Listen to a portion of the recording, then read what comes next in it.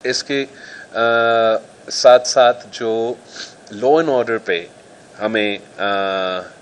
सबसे अगर कोई तफसीली ब्रीफिंग मिला तो वो आपका लॉ एंड ऑर्डर के हवाले से मिला है। जैसे कि आपको मालूम है कि बलूचिस्तान की अपनी डायनामिक्स हैं, अपनी मुश्किलात हैं लॉ एंड ऑर्डर के हवाले से, और पाकिस्तान पीपल्स पार्टी का दहशतगर्दी के हवाले से बड़ा एक क्लियर और कॉम्प्रहेंसिव पॉलिसी भी है, सोच भी है। इस वक्त वफाकी हुकूमत ने ऑपरेशन के हवाले से एक ऐलान किया है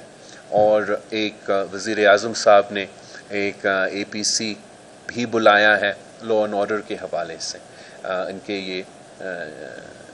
जो वफाकी हुकूमत के और कैबिनेट के और नेशनल सिक्योरिटी के इदारे के जो फ़ैसले हैं उसके हवाले से पाकिस्तान पीपल्स पार्टी ज़रूर उस APC में ना सिर्फ हम अपने नुमाइंदे भेजेंगे, अपना शिरकत करेंगे, मगर वहाँ हम ख़ास तौर पे बलूचिस्तान के लिहाज से जो हमारा पर्सपेक्टिव से जो हमारे मसाइल का सामना है उस पे भी हम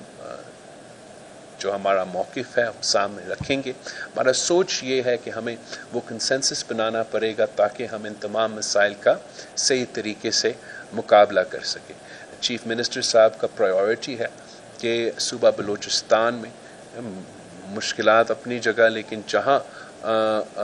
हो सकता है हम अपना किरदार से, अपने मेहनत से लॉ एंड ऑर्डर को इम्प्रूव किया जाए। लेकिन जैसे आपको मालूम है कि ये मैं अब कहने वाला था कि बलूचिस्तान के पर्सपेक्टिव से एक नेशनल इशू है, मगर बल्कि बलूचिस्तान के पर्सपेक्टिव से एक इंटरनेशनल इशू है। फिर भी हमारा कोशिश ये होगा सूबाई सतह पे तमाम स्टेक होल्डर्स के साथ, तमाम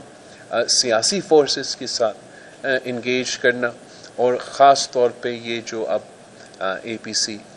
आने वाला है और एक मौका मिलेगा तमाम सियासी जमातों को कि वो अपने